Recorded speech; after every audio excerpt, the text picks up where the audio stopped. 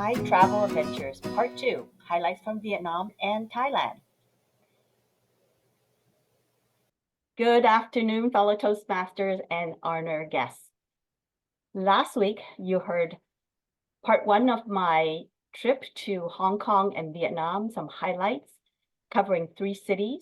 Today, I'm going to cover Part 2, which is the additional cities that we traveled to in Vietnam and to Thailand. And I hope that you will enjoy that. The highlights will basically cover our favorite things to do during travel: eating, shopping, sightseeing, and dancing. But in Part 2, there's not too much dancing, but there are other thrills, lots of other thrills that I think will enthrall you, and hope that you will get excited about traveling to some of these places.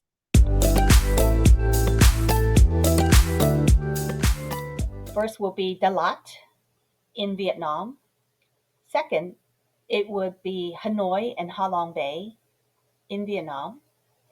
The third city here is Chiang Mai in Thailand.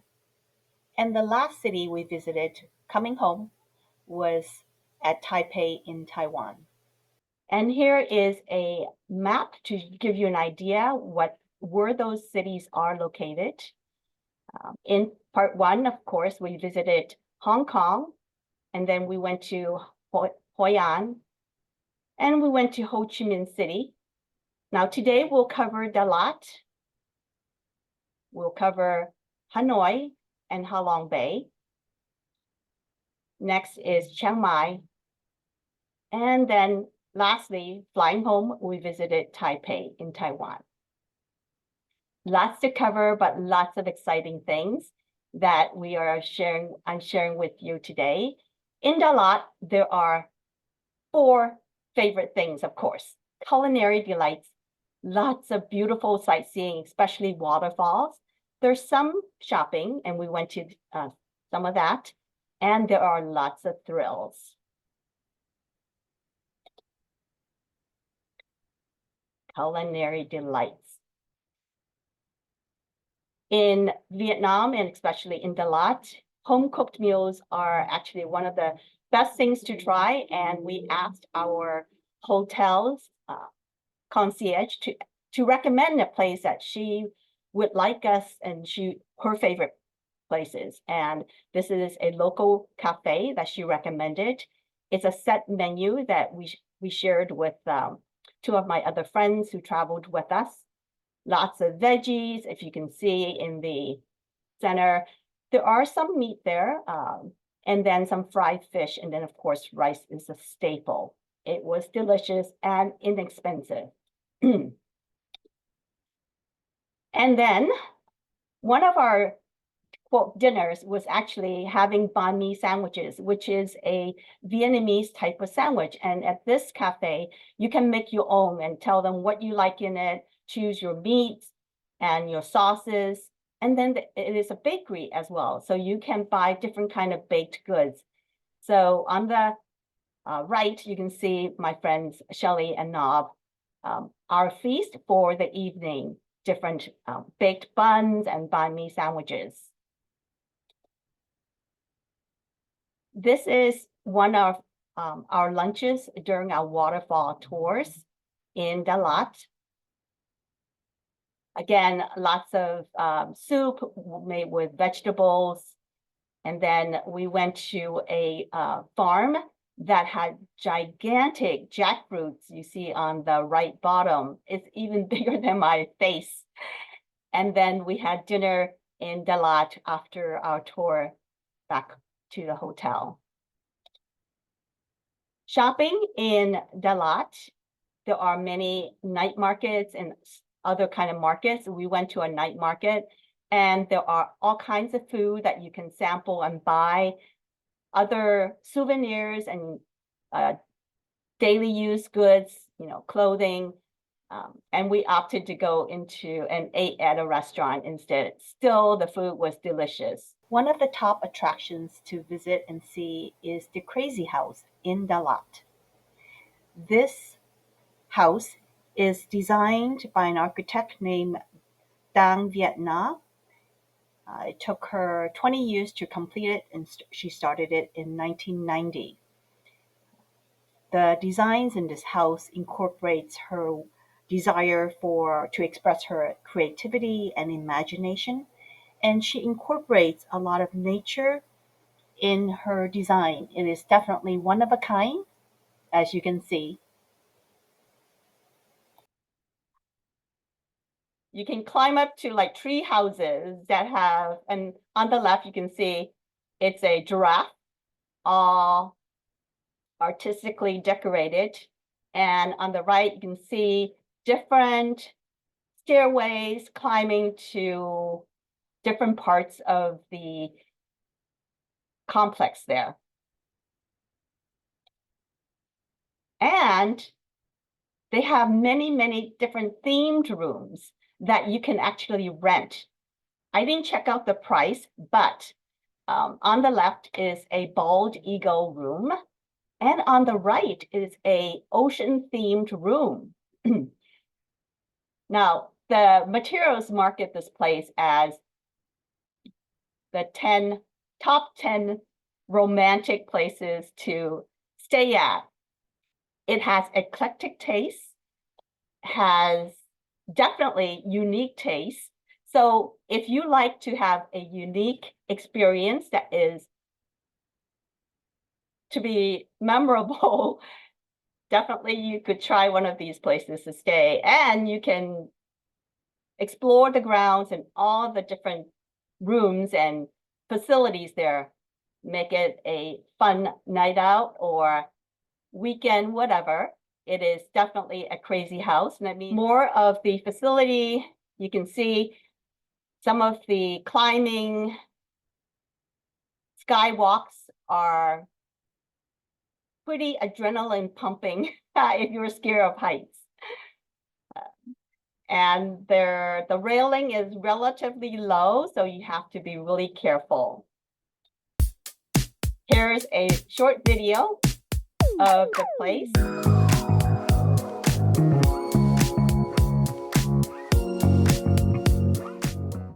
Okay.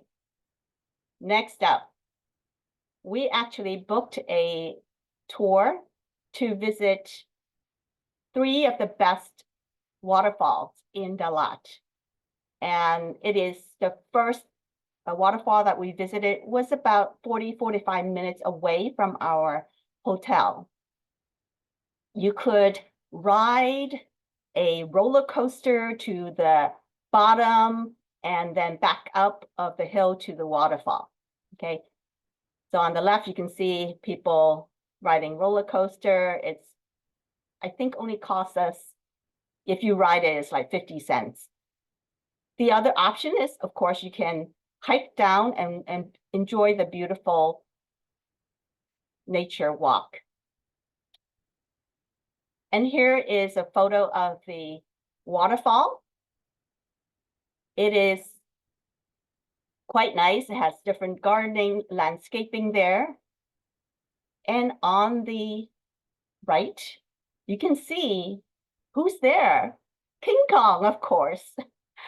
And you can see the waterfall from here, and it flows down the river to other parts of the park. Here's a close-up of King Kong. And if you want even more thrills and more adrenaline pumping activities, you can go canyoning at this park. And we saw people actually geared up to go on canyoning, water canyoning, and down these waterfalls. Why King Kong? Well, if you have watched the movie Kong Skull Island, it is actually filmed, a lot of the places are filmed in Vietnam. And I can recognize some of the scenes from Ha Long Bay and, you know, some of the forests and whatnot. So next time if you're watching it, you can pay attention to see these places. And that's why I think they have King Kong here as one of their mascots to share. Okay, Pangor Waterfall. This is The second waterfall that we visited, Hunger Waterfall, depending on who you ask, it can be the most beautiful waterfall in southern Vietnam. It is also called the Seven Cascading Waterfall. You see here a statue of a princess, right, riding a rhinoceros. There's a legend to that. And what is that legend? Well, let me show you the next slide. But before we show you the waterfall, on the way down, you can see a lot of different statues. And here is a Buddha, and then this gorgeous old tree with its root system on the right. Here is the Pangor Waterfall. What is the legend? Well, the legend is that there is a princess. She is part of the tribe, and she is great at being able to talk to animals and manage them. And there are these 4 rhinoceros that she has working with her that help her cultivate the land, make it into a place that people can grow food, etc. But then one day she suddenly died, and these 4 rhinoceros were so heartbroken that they didn't eat for days and days, and they died. But then one day the native people found this beautiful waterfall at the place where the princess was born. And they say that the waterfall, the water, represent the princess tears or her hairs flowing down, and then the rocks actually are the rhinoceros, right? They're stones formed into these cascading rocks, and that's the legend of this waterfall. And here's another panoramic photo of the waterfall. It is stunning. And we actually went around. Some people climbed up, but we didn't see people climbing up the waterfall. It's a little bit dangerous, to say the least. Here is the third waterfall that we saw, called the Elephant Waterfall. It is the most powerful waterfall because it has huge amounts of water flowing. It is thunderous when we're close to it, and the water is spraying everywhere. And again, this is one of the most famous waterfalls in Vietnam. Here is a panoramic view of the Elephant Waterfall. In the background, you can see the Linh An Pagoda, and this is the Lady Buddha. She is the largest found in Vietnam, and you can see her from far, far away. Besides waterfalls, this tour includes other kinds of thrills. What is our friend Knob eating? It's a yummy snack, or is it? Well, he was eating some fried silkworm. You say, how was it taste? Well, he said tastes great. I did not try it because I wasn't that adventurous yet. But you can see on the right, we went to see a silkworm factory in Dalat. There is the cycle of the silkworm from cocoon to moth or butterfly. And in this factory, they actually, after it goes to the cocoon stage, they will boil the cocoon to kill the worm. And so they can then use the machines to get the thread from the silk, and using the threads later on to form into fabric to make silk clothing, right? And to provide silk material. And of course, the whole process, if you don't want to waste the inside of the worm, they actually use the silkworm that has been killed and fry it, make it into a snack. Here is a short video of how they get the thread from the cocoons into the spools. Yeah. You see the machine is sucking the scan out, and the silk scan will run through the roller.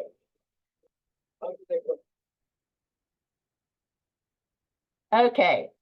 Well, on this tour, we also have another thrill, more local snacks to try. What do you think we are trying here?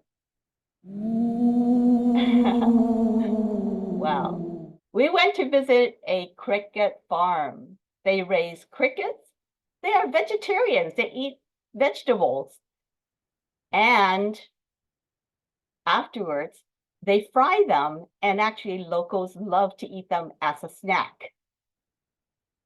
I did try the fried crickets, and they tasted actually quite good. It is a little bit nutty, definitely high in protein, just like burnt nuts. And it's chewy, crispy, what's not to like? Okay. Some more fun stuff that we did. Okay. The next place we visited was coffee farm and garden. And we saw how weasel coffee was made. Okay. Of course, on the left, you can see, of course, the coffee plant, they're planted, and then all the beans they gather, they're, and then the green beans are here, but then in this process, the green beans are then fed to weasels, okay, and this is a photo of the undigested coffee bean. And then they are roasted, they're separated and then roasted, and then go into a final product for selling and then making into coffee for you to enjoy. Weasel coffee is a lot more expensive compared to the regular coffee because of the process that it takes to make them. They are at least twice, if not 3 times more than your regular coffee, depending where you buy them.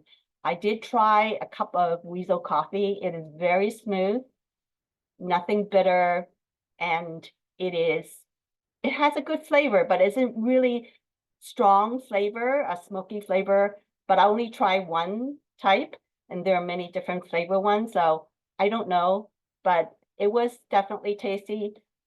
Is it worth the money? If you have money to blow, yes, certainly, but definitely try it once, at least once. You might love it, especially if you like a smooth cup of coffee.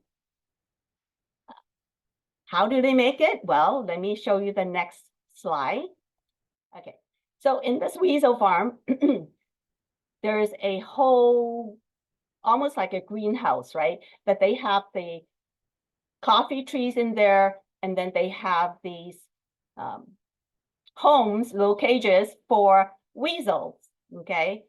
And we see some weasels take a nap in the center. There's another one just kind of napping. Maybe he's just pooped from all the work digesting all the coffee. Anyway, they have to work hard to digest this coffee. And what happens? Here is one that I caught. Coffee break? He's being very active. Maybe all the coffee that Okay, more to next city, Hanoi. Hanoi, lots of culinary delights, sightseeing places, shopping, and thrills. I'm going to go through this quickly. The hotel that we stayed at was very centrally located, the Oriental Suites. They have a great breakfast buffet, all kinds of foods that you can choose from. They have noodle pho and other kind of like egg benedicts or sandwiches that you can order as part of your breakfast. And then we went to a place for dinner. It's called Hello Hanoi. And on the right is the food that we have for that dinner. It was delicious and inexpensive. And here's another photo of the restaurant, beautifully decorated. And the funniest thing about this restaurant is the outside. How do you enter this restaurant? We couldn't figure out initially, but they have a sign here. If you look at here, way to the, here's the restaurant, right? So you have to, they point out way to the balcony. The restaurant is in this balcony. You actually have to walk through this shop to go up the stairs to the restaurant. Okay, there are plenty and tons of street vendors that you can buy food from sandwiches to grilled skewer steaks to dessert type of things. And you can see a lot of locals. They just sit in these small, tiny tables, at the almost like sidewalk cafes and have their lunch or their dinner there. We discovered a great cafe in Hanoi called Pho. They serve bun bo hui. Bun bo hui is a type of noodles. It can be served dry or in a soup. And this cafe serves bun bo hui in with different types of meat and soup base. It is just delicious. I have not found another equivalent a Vietnamese restaurant that serves the same quality of noodle. It is fairly difficult to make because when I came back home, I looked at some recipes. It called for 38 different ingredients to make. Other things that we enjoyed in Hoi An was the ice cream. They have an ice cream shop that was a huge shop and also many different kinds of ice cream. They have things. And the thing we saw was that it was like a hot dating spot for people to bring their dates and their families to go outing. All right. A big highlight of visiting Hanoi was going on the Ha Long Bay cruise. We went on the Dragon Crown cruise. The food was fabulous. We have lunch, a breakfast buffet and lunch as well. Here are just a sampling of the meals that we have on the boat. Okay, and then other sightseeing, here's just a highlight of some of the things we saw in Hanoi. Old Town, you can go back and really see some of the scenes that what it looked like back long time ago. And traveling back in time, we got into action with some of the locals, as you can see. And more of the time travel back. And Nob and Alan almost got run by a streetcar. Okay, here are some other notable things to visit when you are in Old Town quarter of Hanoi. There's a beautiful church there. There's also a Ho Kiem Lake.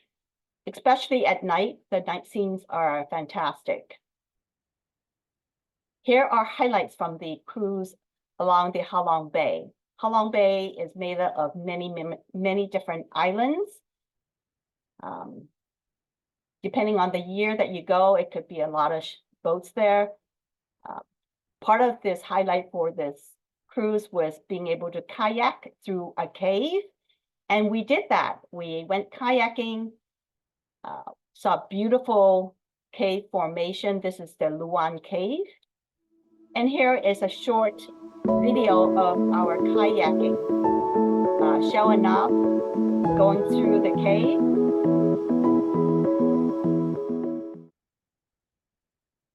And other things that we can do in the evening. This is squid fishing on the left.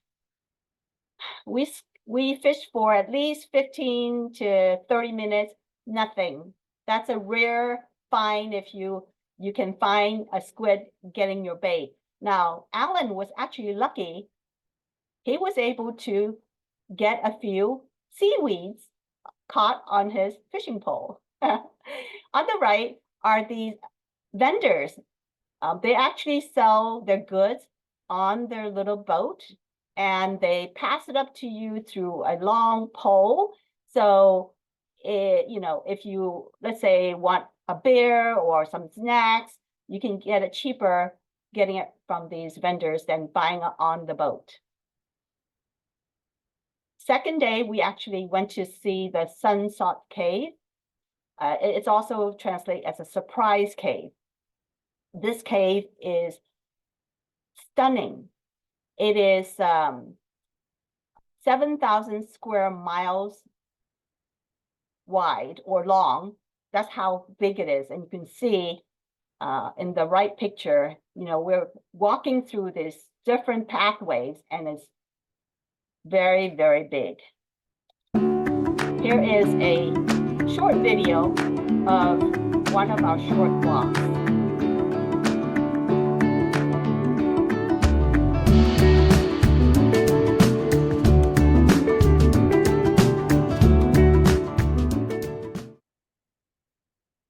Last one, Chiang Mai, Thailand.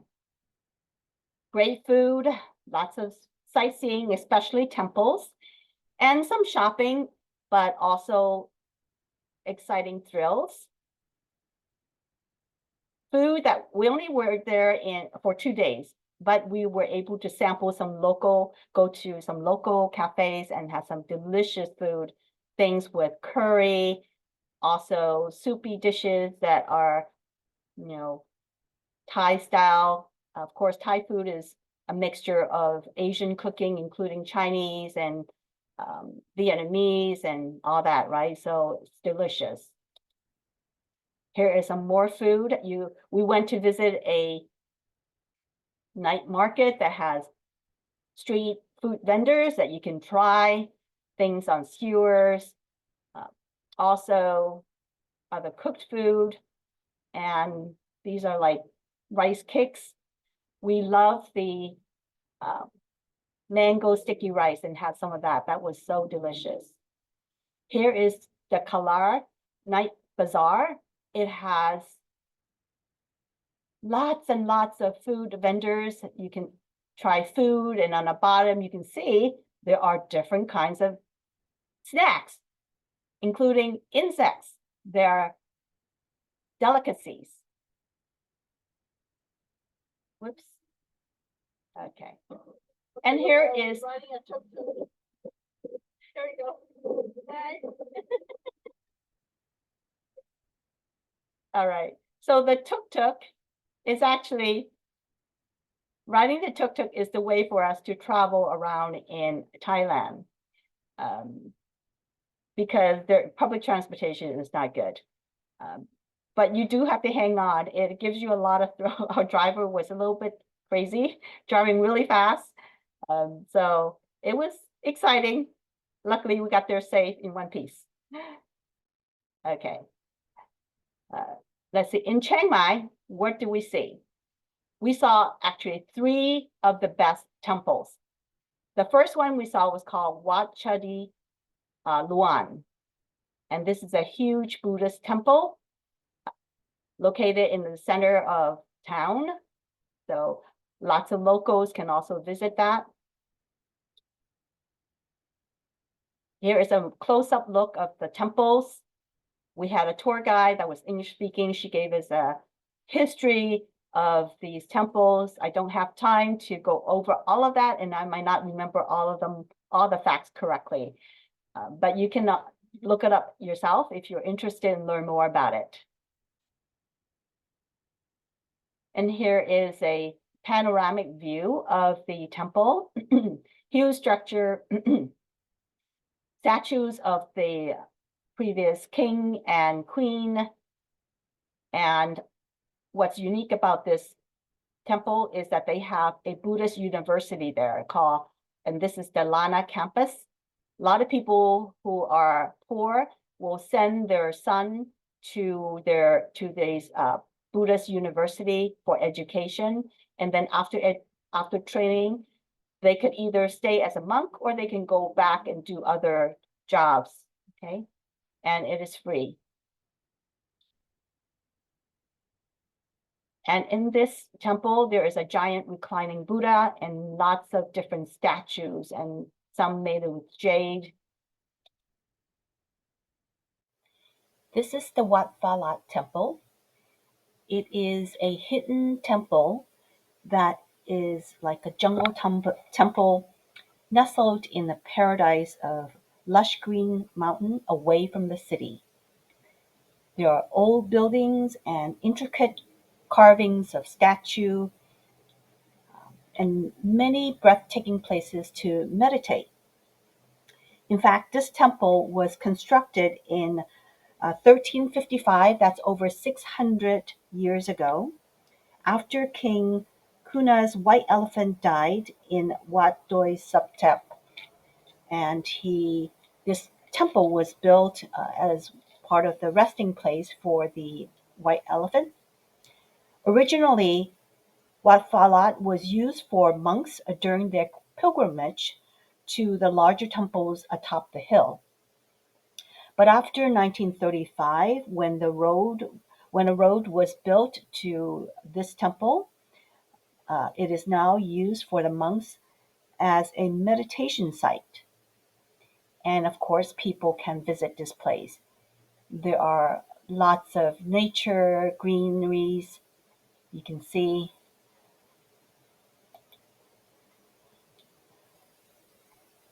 beautiful statues, and there is a creek nearby that we hiked there and enjoyed the beautiful, quiet, serene surroundings.